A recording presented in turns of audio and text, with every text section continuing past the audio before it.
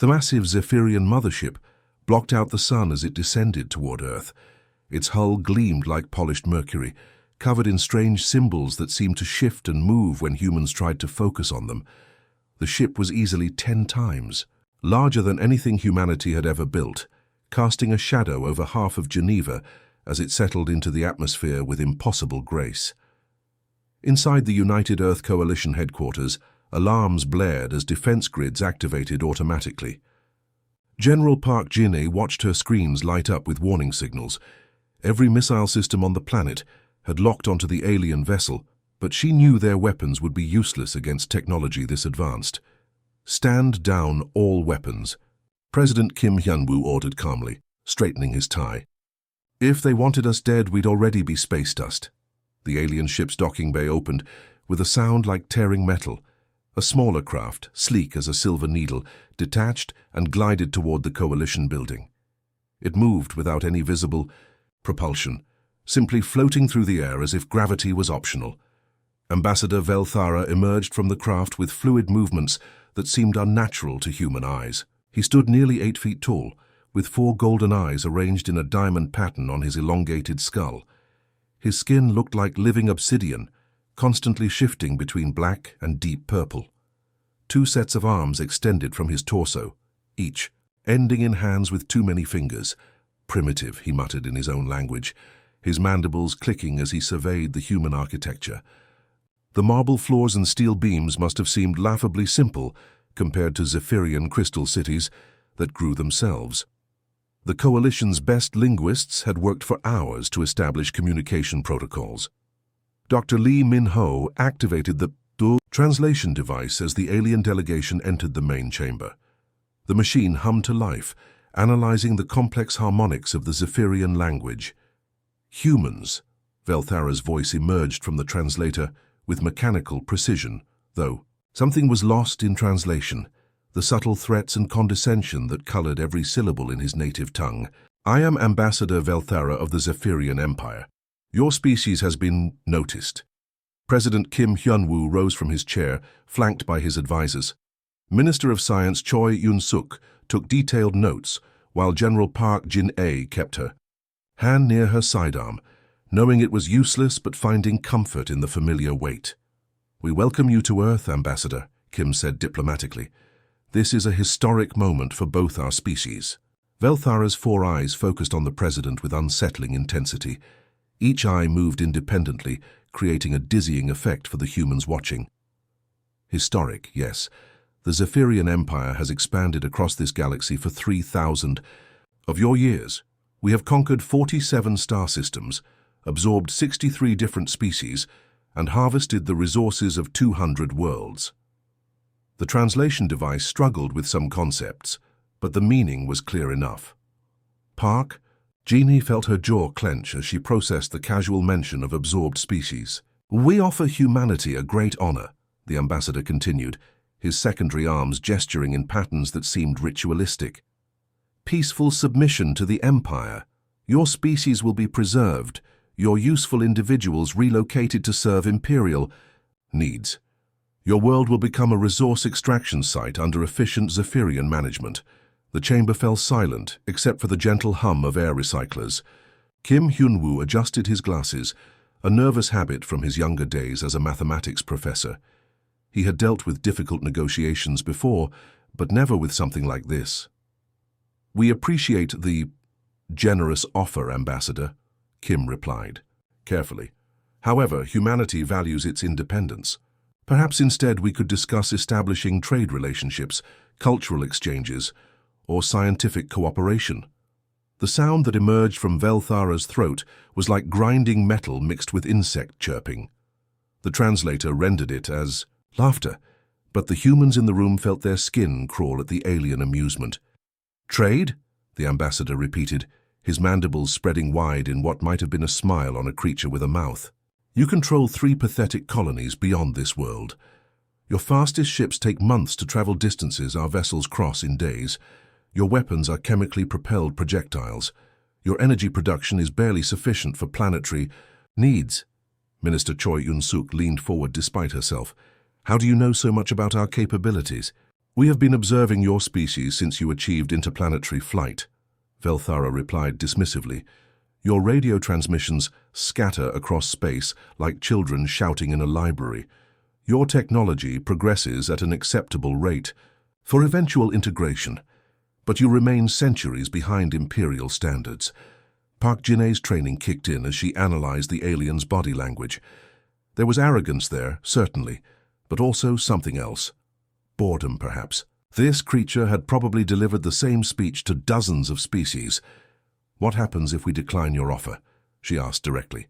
Velthara's primary eyes fixed on her, while his secondary eyes continued scanning the room. "Then in 30 of your solar rotations, the 7th Imperial Fleet will arrive to demonstrate why resistance is futile. Your colonies will be reduced to component atoms. Your orbital installations will become space debris. Your military forces will be eliminated efficiently." The ambassador paused, tilting his head at an impossible angle. "Your population centers will be preserved initially, as Empire policy requires live subjects for integration processing. Those who adapt to Imperial citizenship requirements will be relocated to appropriate worlds. Those who do not—" He made a gesture with his secondary hands that needed no translation. "You're talking about genocide," Kim said quietly. "We prefer the term systematic integration," Velthara replied without emotion. "It is a proven process, refined across many species. Usually, initial resistance lasts no more than a few of your years before populations accept Imperial benefits." After 2 more hours of fruitless diplomatic exchange, the alien delegation departed. The silver craft rose silently into the sky, rejoining the massive mothership that hung like a dark moon above Earth. Within minutes, the vessel accelerated beyond the speed of light, leaving only a brief distortion in space-time. The coalition chamber remained quiet for several minutes after the aliens left. Finally, Kim turned to his defense minister, with exhaustion weighing heavy in his voice. "Jinne, how long do we really have?" Park Jinne consulted her secure tablet, reviewing intelligence reports that had been flooding in during the meeting. "Our deep space monitoring stations detected massive energy signatures moving through hyperspace 6 hours ago. If they're mobilizing, their fleet is threatened. We're looking at ships that dwarf anything in human space." She paused, studying readouts from humanity's most advanced sensors. "Hyunwoo, they have energy weapons that could crack moons, shields that bend space-time, and industrial capacity that makes our entire civilization look like a garage workshop." Kim nodded grimly, then noticed something in his defense minister's expression. "But," Park Jinne allowed herself a small, dangerous smile, "but they don't know humans very well, do they?" The twin suns of New Sol Colony painted the morning, sky crimson when death arrived from the stars. 3 Zephyrian attack cruisers materialized in the upper atmosphere, their hulls crackling with contained energy that made the air itself taste of copper and ozone. Each ship was the size of a city block, bristling with weapon arrays that hummed with barely restrained power. Colonial Administrator Lee Dong-min was drinking his morning coffee when the emergency klaxons shattered the peaceful dawn. Through his office window, he watched the alien vessels descend like mechanical angels of destruction, their energy shields creating rippling distortions in the air around them. "Contact Earth Command immediately," he barked into his communicator while rushing toward the defense center. "Tell them the Zephyrians kept their promise." The first plasma beam lanced down from the lead cruiser, striking the colony's main shield generator. The protective barrier that had taken humanity 3 years to build simply evaporated, leaving only twisted metal and a crater where the facility once stood. The beam's heat was so intense that sand turned to glass for half a kilometer around the impact site. "Shields down across all sectors," reported Chief Engineer Park Soo-jin, her hands flying across control panels as warning lights bathed the command center in hellish red. "Sir, they're not even using full power. This is just a demonstration." Lee Dong-min watched his defensive systems fail one by one. The plasma cannons that had cost the colony its entire military budget for 2 years lasted exactly 47 seconds against Zephyrian technology. Their energy beams simply bent around the alien shields like light around a black hole. "All civilians to the underground bunkers," he commanded, his voice echoing through every speaker in the colony. This is not a drill. Military personnel, prepare for ground operations. They're coming down. The Zephyrian landing craft detached from the cruisers like deadly seeds falling from poisonous flowers. Each dropship was larger than humanity's biggest transport, and they fell through the atmosphere without any visible means of slowing down, protected by the same impossible shields that deflected everything humans threw at them. Commander Nam So-young rallied the 12th Defense Battalion in the colony's central plaza. Her soldiers looked up at the alien craft with a mixture of fear and grim determination. They all knew their plasma rifles and kinetic weapons were essentially useless against Zephyrian technology, but they were human, and humans had never been good at giving up. "Listen up," she shouted over the screaming noise of alien engines. "These things think we're primitives. They think we'll roll over and surrender the moment they show us their fancy toys. Are they right?" "No, ma'am," her troops responded, but So-young could hear the uncertainty in their voices. The first Zephyrian warriors emerged from their landing craft like nightmares made flesh. They stood 9 feet tall, encased in armor that seemed to absorb light itself. Their weapons were works of art that happened to be instruments of death, sleek devices that fired coherent energy with surgical precision. Private Yoon Tai-ho was the first to open fire, his assault rifle chattering as he poured rounds toward the advancing aliens. The bullets struck their personal shields and simply ceased to exist, converted to harmless energy that dissipated into the air. "Shields are adapting to kinetic impacts," reported Sergeant Kim Jae-won over the squad's comm channel, switching to explosive rounds. The grenade launcher rounds fared no better, their detonations creating spectacular light shows against the Zephyrian barriers, but causing no actual damage. The aliens advanced methodically, their return fire precise and devastating. Where their beams touched human soldiers, there was simply nothing left. But Private Yoon Tai-ho had been a demolitions expert in his previous life, before the colony needed every warm body for defense. As he watched his squad mates die around him, something cold and calculating took over his mind. The aliens were advancing in a perfect formation, just like the tactical manuals probably taught them. "Commander Nam," he radioed, his voice strangely calm. "Their shields adapt to external threats, right? What about internal ones?" Before anyone could respond, Yoon sprinted toward the nearest group of Zephyrian warriors. He had rigged his equipment belt with every explosive charge he could carry, turning himself into a human bomb. The aliens' energy weapons tracked him, but their shots went wide as he zigzagged between burning vehicles. The explosion when he reached them was magnificent and terrible. The blast tore through 3 Zephyrian soldiers from the inside of their shield perimeter, their advanced armor no match for primitive chemical explosives delivered at point-blank range. Captain Morklex, commanding the Zephyrian ground forces, stared at the smoking crater where his warriors had been. In 3 centuries of conquest, he had never seen anything like this.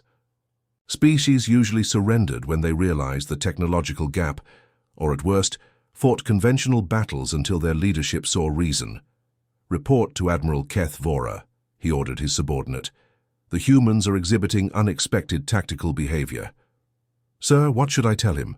Morklex watched as more human soldiers began similar suicide attacks, turning themselves into guided weapons that could penetrate Zephyrian defenses. "Tell him these humans don't surrender. They fight until death, and they're taking our soldiers with them." The pattern repeated across all 3 colonies under attack. On Busan Station, Chief Engineer Lim Hye-jin discovered that Zephyrian shields couldn't adapt fast enough to rapidly changing threats. When explosives failed, her people switched to flamethrowers. When the aliens countered fire, the humans used acid from industrial processes. When acid was neutralized, they tried electricity, then sonic weapons, then simple clubs and knives. Each failed attack taught the humans something new about alien capabilities, and they adapted faster than their enemies had ever seen. Within hours, colonial defenders were manufacturing new weapons in their workshops, turning mining equipment into alien-killing devices.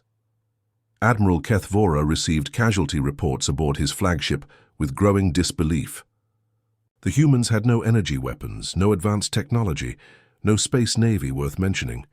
By every logical metric, this should have been a simple pacification operation. Impossible, he muttered, reviewing the numbers for the third time. We've lost 60 warriors to a species that fights with chemical explosives and metal projectiles. His tactical officer, a veteran of 23 conquest campaigns, seemed equally disturbed. Sir, they adapt to our countermeasures faster than our systems can implement new defenses. When our shields stopped their bullets, they used explosives. When we countered explosives, they used fire. When we adapted to fire, they used acid. The Admiral's 4 eyes narrowed as he studied battle footage from the surface. They learn from every engagement. More than that, sir, they're teaching each other. Every human death provides information to the survivors, and they're sharing that data across all battlefronts instantaneously. On Earth, General Choi Min-jun stood in the Global Defense Command Center, surrounded by screens showing the unfolding battles. The sight of colonial defenders dying should have filled him with despair, but instead he felt something different. Pride. His people were showing the galaxy what humanity truly was. Analysis complete, reported Dr. Song Mi-young, the military's top xenotechnology specialist. The Zephyrians fight like they're following a manual. Perfect formations, predictable tactics, overwhelming technology. They're used to enemies who surrender when faced with superior firepower. But we're not those enemies, Choi replied, watching. Footage of a human engineer jury-rigging a mining laser into an anti-personnel weapon. They're more advanced, but they fight like a textbook. No improvisation, no creative thinking. Defense Minister Park Jin-hee joined them at the tactical display. Casualties are mounting, Min-jun. We're losing people faster than we can evacuate them. I know, the general said grimly. But look at the enemy losses. Every human death is costing them trained warriors they can't easily replace. Jin-hee, I need you to authorize immediate conscription. Every factory, every resource, every person capable of holding a weapon. All of it? Park asked, understanding the implications. All of it, Choi confirmed, his eyes never leaving the battle displays. They wanted a war with humans. Let's show them what that actually means. Within hours, every industrial facility on Earth began retooling for war production. Automobile factories started manufacturing armored vehicles. Electronics plants switched to producing targeting systems. Even food processing centers were converted to produce military rations. The transformation was unlike anything the galaxy had ever seen. An entire species was reshaping itself into a weapon, and the Zephyrians were about to learn that humanity's greatest strength wasn't their technology or their tactics. It was their absolute refusal to accept defeat. 6 months after the first colony attacks, the Zephyrian Empire discovered something that terrified their strategists more than any weapon. Humans got stronger when you tried to kill them. What should have been a quick conquest had become a nightmare that grew worse with each passing day. Admiral Kethvora stood in his flagship's command center, staring at holographic displays that showed impossible numbers. His 4 eyes moved independently as he tried to process intelligence reports that defied everything he knew about warfare. The mathematical projections floating before him painted a picture that made his exoskeleton ache with dread. They're producing 40,000 kinetic rifles daily, he muttered, his mandibles clicking nervously. That's impossible. No species can sustain that kind of manufacturing output. His aide, a young Zephyrian officer named Kel Thanos, trembled as he delivered the latest reports. Sir, it gets worse. They've weaponized their civilian transport. Ships, merchant vessels, cargo haulers, even passenger liners are ramming our cruisers. The Admiral's secondary arms gestured in disbelief. Civilian ships attacking military vessels? That violates every principle of civilized warfare. Sir, I don't think the humans understand the concept of civilized warfare. Across the galaxy, humanity had indeed abandoned every conventional rule of combat. The species that 6 months ago had been content with 3 small colonies was now spreading across space like a virus, converting everything they touched into instruments of war. In the Sol system, Captain Oh Seung-min sat in the pilot's seat of what had once been a simple cargo hauler called the Lucky Dragon. The ship now bristled with improvised armor plating and chemical rocket boosters that would have made any safety inspector faint. Behind him, his crew of volunteers checked their restraints one final time. "Status report," he called out, his voice steady despite the magnitude of what they were about to attempt. "Structural integrity at maximum," reported Chief Engineer Kim Soo-jin, a woman who had been teaching high school physics just 6 months ago. "Reactor overload sequence is armed and ready. Navigation locked on target," added pilot Lee Sang-woo, formerly a taxi driver from Seoul who had learned spacecraft operations in 3 weeks of intensive training. Through the view screen, O could see their target, a Zephyrian heavy cruiser that outweighed their converted freighter by a factor of 50. Its sleek hull gleamed with energy shields that could deflect anything in humanity's conventional arsenal. But the humans had stopped thinking conventionally. "Remember, everyone," O said to his crew of farmers, teachers, students, and shopkeepers who had volunteered for this one-way mission, "we're not just fighting for Earth. We're showing the galaxy that humans don't surrender." The Zephyrian cruiser's Captain Vel Korvax watched the human vessel approach with amusement. "Hey, single cargo ship, do they think their primitive kinetic weapons can penetrate our shields?" "Sir," his tactical officer reported. "The human vessel is accelerating directly toward us. No course corrections, no weapon signatures. Ramming attack." Vel Korvax concluded with the clicking sound that passed for Zephyrian laughter. "How primitive. Raise shields to maximum and prepare to vaporize them when they get closer." But Captain O had no intention of giving the aliens that chance. At precisely the calculated moment, he spoke 2 words that had become humanity's battle cry: "For humanity."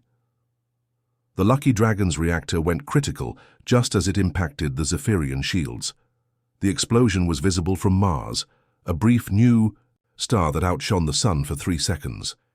When the light faded, both ships were gone, reduced to expanding clouds of superheated plasma.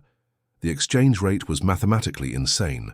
The Zephyrian cruiser represented centuries of advanced engineering, irreplaceable technology, and a crew trained for decades. The human freighter had been built in 6 weeks using scrap metal and determination. But Admiral Keth Vora was beginning to understand that humans didn't care about exchange rates. On Earth, the industrial transformation continued at a pace that defied physics and economics. Dr. Bae Yunji had barely slept in 3 months as she worked to perfect humanity's latest weapon system. Her laboratory, carved deep into the Rocky Mountains, hummed with the power of experimental mass drivers that could accelerate objects to significant fractions of light speed. "Minister Park," she called excitedly as Defense Minister Park Jin-ae entered the facility. "The mass drivers are ready for deployment. We can accelerate asteroids to relativistic speeds." Park studied the massive magnetic acceleration tubes that stretched for kilometers through the mountain. "Range? Across star systems," Bay replied with pride. "They have energy shields that can stop plasma beams and deflect kinetic projectiles.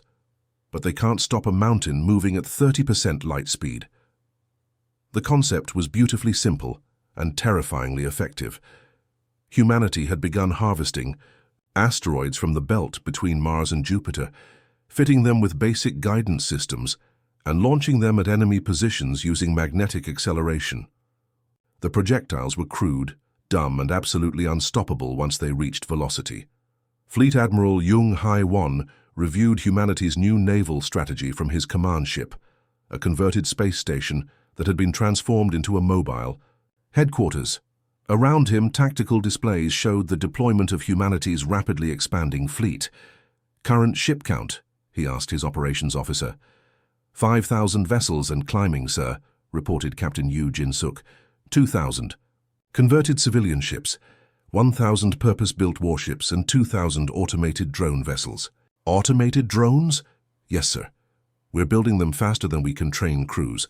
Basic AI systems with one mission: find Zephyrian ships and ram them." Jung nodded grimly.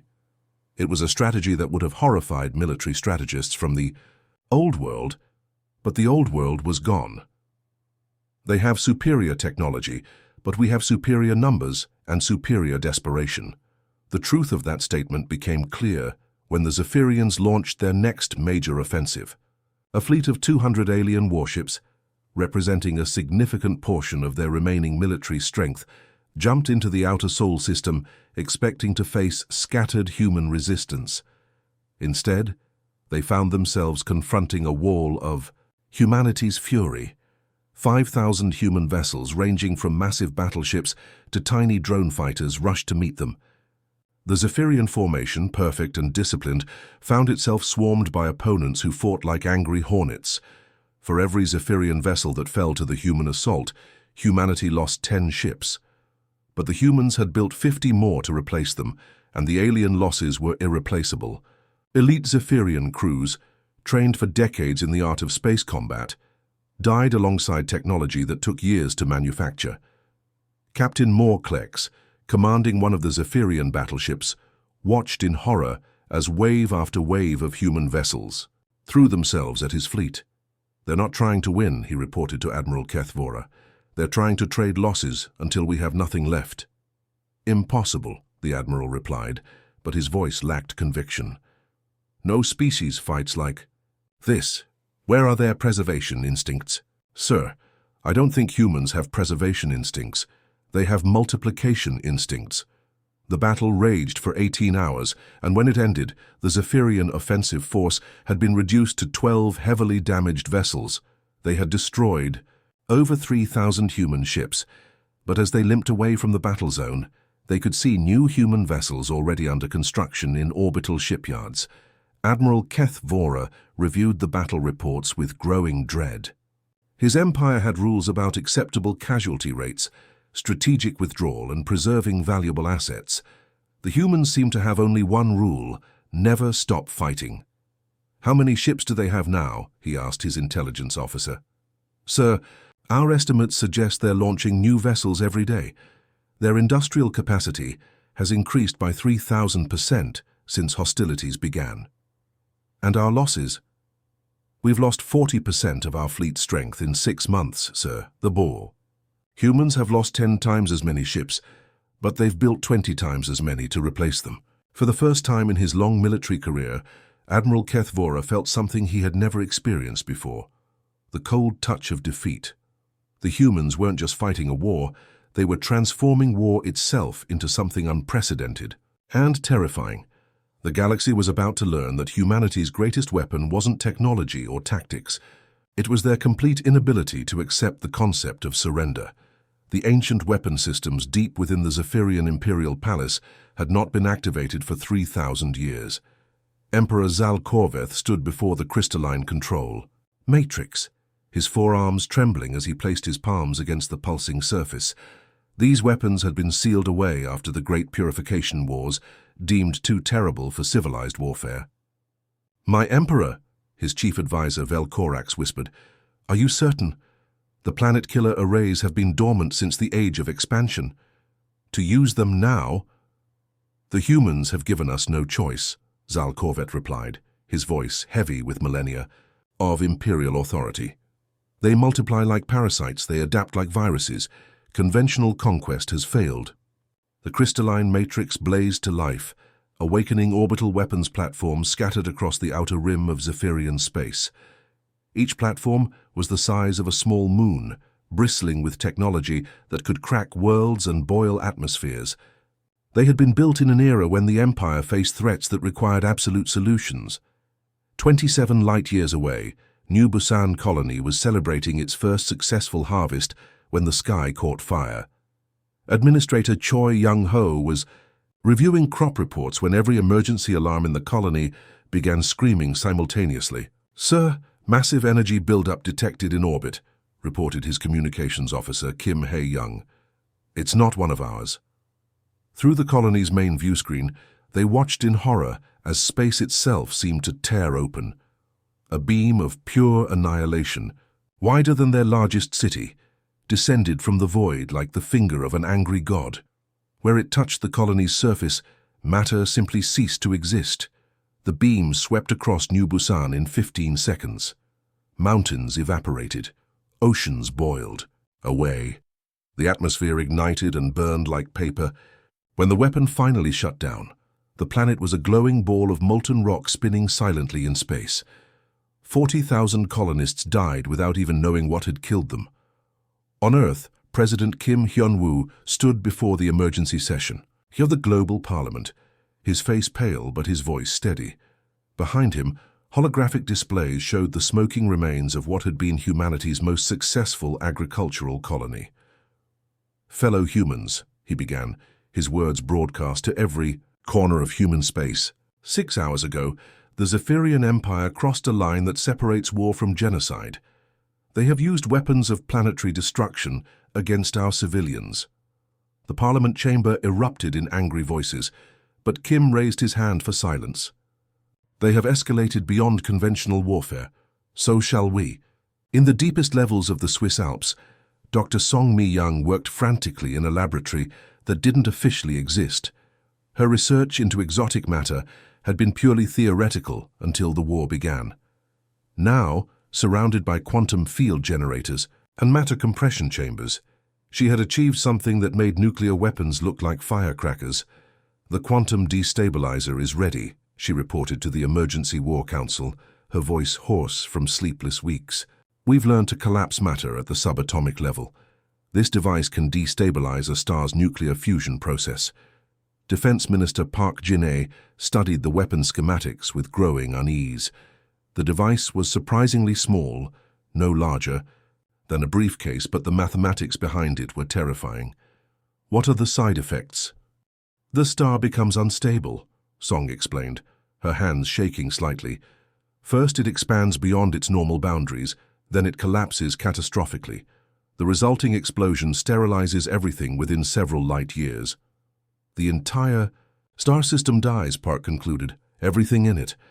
Every planet, every space station, every living thing," Song confirmed. "But Minister, if we don't use it, humanity dies," Park finished grimly. The Zephyrians, emboldened by their successful demonstration of planetary annihilation, began deploying weapons that violated every galactic convention, biological agents that rewrote DNA, nanomachines that consumed organic matter, and reality distortion fields that turned living beings inside out. The attack on the Jeju station was particularly horrific. The Zephyrians released a bioweapon that converted human tissue into a crystalline substance, while keeping the victims conscious.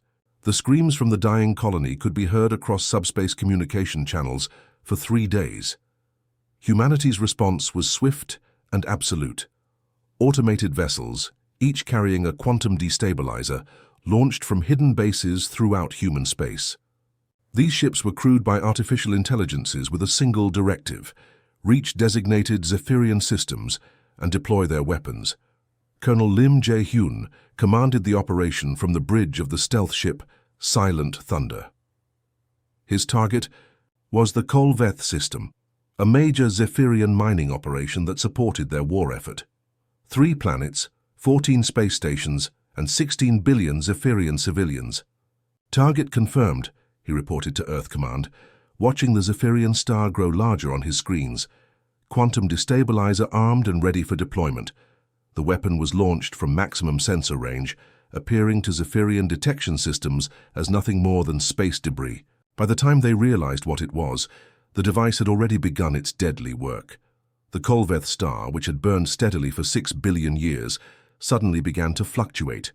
Its nuclear fires stuttered like a candle in the wind as quantum fields disrupted the fundamental forces holding it together.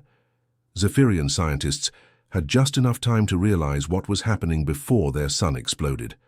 The stellar detonation was visible from neighboring systems, a brilliant flash that outshone 100 normal stars. The 3 planets of Kolveth were vaporized instantly, along with their mining facilities and 16 billion inhabitants. The shockwave raced outward at the speed of light, sterilizing everything in its path. Emperor Zal Korveth received the report in his throne room, surrounded by advisors who spoke in hushed, terrified whispers. The holographic display showed empty space where the Kolveth system had existed for eons. "They destroyed an entire star," he asked, his voice barely audible. "What kind of species are we fighting?" His chief xenobiologist, a trembling creature, named Morkilex, approached the throne with obvious reluctance. "My Emperor, our analysis of human behavior patterns has reached a disturbing conclusion." "Speak." "Sir, humans don't fight wars as we understand them. They don't seek territory, resources, or strategic advantage. When threatened with extinction, they attempt to ensure their enemies are extinct first." Another advisor, General Keith Morvax, added his own grim assessment. Our intelligence suggests they have manufactured dozens more of these star-killing weapons. They're targeting every major Zephyrian system simultaneously. The Emperor's four eyes widened in horror. Simultaneously. They mean to destroy our entire civilization. Sir, Morkellex whispered, our xenobiologists have concluded that humans don't fight wars. They commit xenocide. Complete elimination of enemy species appears to be their standard response to existential threats. Across Zephyrian space, early warning systems began detecting the approach of more human vessels. Each ship carried death, in a small package, programmed to turn suns into bombs. The Empire that had conquered 47 star systems suddenly faced the prospect of having no star systems at all. In the depths of space, automated human vessels continued their silent approach towards Zephyrian worlds. Their artificial intelligence minds processed a simple equation. The aliens had chosen to make this a war of extinction. Humanity intended to win that war by being the only species left alive to celebrate victory. The galaxy watched in stunned silence as two civilizations abandoned every principle of warfare and began trying to erase each other from existence. But in this contest of mutual annihilation, humanity had one crucial advantage. They had started preparing for total war 6 months before the Zephyrians realized that's what this had become. 18 months after Ambassador Velthara had delivered his ultimatum to Earth, the Zephyrian Empire had become nothing more than empty space and drifting debris. What had once been 47 thriving star systems was now a graveyard of dead worlds and silent space stations, a monument to the fatal mistake of underestimating humanity. Empress Velkorveth, the last surviving member of the royal family, floated in her escape pod among the wreckage of her once mighty civilization. Her emergency beacon transmitted across the galaxy as she recorded what would become the most important message in galactic history. To all civilizations receiving this transmission, she began, her four eyes dim with exhaustion and terror. I am Empress Velkorveth, last of the imperial bloodline. Our empire, which ruled for 3 millennia, is gone, destroyed by a species we thought primitive. She paused, looking through her pod's viewport at the expanding cloud of gas and debris that had once been her homeworld. Never ever wage war against the humans. We thought they would surrender when faced with superior technology. We were wrong. They don't seek victory in the way other species understand it. They seek the complete erasure of their enemies from existence. The message continued broadcasting as her pod drifted deeper into the void. They turned our stars into weapons. They converted our own planets into projectiles. When we used biological warfare, they responded by making our suns explode. They don't fight wars. They commit acts of total extinction. Admiral Jung Hai-won stood on the bridge of the UEC flagship Indomitable Will, watching the final phase of what historians would call the 18-month war. Through the massive view screen, he observed the death throes of the last Zephyrian stronghold, a fortress world that had taken the aliens 3 centuries to build and humanity 3 hours to destroy. The planet's surface glowed cherry red as human mass drivers continued their bombardment. Hurling asteroids accelerated to relativistic speeds into the world's crust. Each impact released energy equivalent to dozens of nuclear weapons, gradually cracking the planet like an egg. "Status report, Captain," Jung commanded, his voice carrying the weariness of someone who had witnessed the systematic destruction of an entire civilization.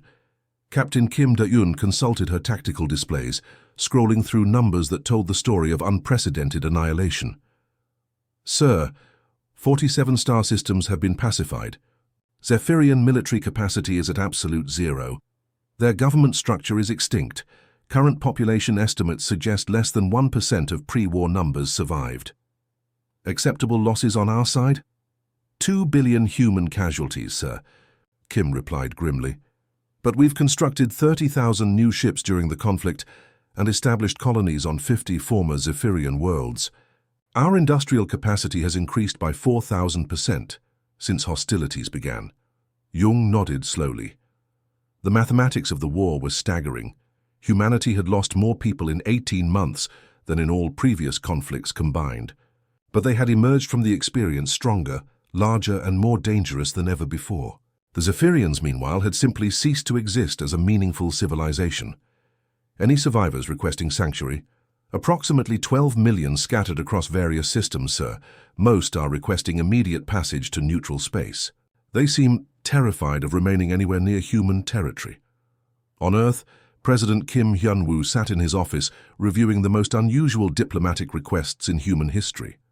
12 different alien empires, species that had never shown the slightest interest in humanity before the war, were desperately requesting immediate peace treaties and trade agreements. The Corthaxian hegemony, which had dismissed human diplomatic overtures for decades, now offered exclusive mining rights to their richest systems. The Viridian Trade Confederation had sent ships loaded with technology and resources as gifts of friendship. Even the mysterious Shadowkin Collective, who rarely communicated with other species, had transmitted formal assurances of eternal non-aggression. Ambassador Velthara, the same Zephyrian who had delivered the original ultimatum, now stood in the same chamber where he had once threatened humanity with extinction. The war had not been kind to him. He was missing 2 of his forearms, his exoskeleton was cracked and scarred, and his once proud bearing had been replaced by the submissive posture of a broken creature. "President Kim," he said, his voice transmitted through the same translation device he had used 18 months earlier. "The Galactic Council wishes to formalize eternal peace with humanity. We offer any terms you deem appropriate." Kim studied the alien diplomat with something approaching pity. "We accept your offer of peace, Ambassador. Humanity has always preferred diplomacy to warfare." "Thank you," Velthara replied, his relief palpable even through the translator. "The Council also wishes to establish immediate trade relationships, technology exchanges, and perhaps some form of mutual defense agreement?" "Mutual defense?" Kim asked with raised eyebrows. "Sir, the galaxy has witnessed what happens to species that threaten humanity. We would very much like to be considered your allies rather than potential enemies." After the alien delegations departed, Defense Minister Park Jin-ae remained in the presidential office, reviewing the day's diplomatic victories. "Do you think they'll test us again?" she asked. Kim walked to the window, looking up at the night sky where human patrol fleets now maintained constant vigilance over former Zephyrian space. The stars that had once illuminated enemy worlds now shone down on human colonies, industrial platforms, and military bases. "Jin-ae, we turned their entire empire into a dead zone in 18 months, he replied thoughtfully. "We destroyed civilizations that had existed for millennia. We made their stars explode and turned their planets into weapons. I think the galaxy has learned its lesson about starting wars with humans." The message was indeed spreading across 1,000 worlds, carried by refugees, traders, and diplomats who had witnessed humanity's capacity for total warfare. In the great archives of the Galactic Library, new entries appeared describing humanity's unique approach to conflict resolution. The Alterian Chronicles recorded, "Humans do not wage war for territory or resources. They wage war for the complete elimination of threats to their existence." The Nexus Intelligence Network concluded, "Human military doctrine appears to be based on a simple principle. If you threaten them with extinction, they will ensure you become extinct first." The Universal Peace Accords, signed by 43 different species within months of the Zephyrian Empire's collapse, contained a single unanimous clause: no signatory species shall engage in hostile actions against humanity or human interests, under any circumstances. Deep in space, automated human vessels continued their patrols through the graveyard of the former Zephyrian Empire. Their AI minds processed sensor data from dead worlds and lifeless systems, maintaining eternal vigilance against any signs of resurgent threat. The galaxy had learned the most important lesson in its history. Humanity doesn't just win wars. They erase their enemies so completely that future generations forget those enemies ever existed. In cantinas and trading posts across known space, the story spread in whispered conversations. Never fight the humans. Never threaten the humans. Never give the humans a reason to notice you exist, because humanity had proven beyond doubt that they were not just another species trying to survive among the stars. They were the apex predators of the galaxy, and they had the smoking ruins of an entire empire to prove it. The end.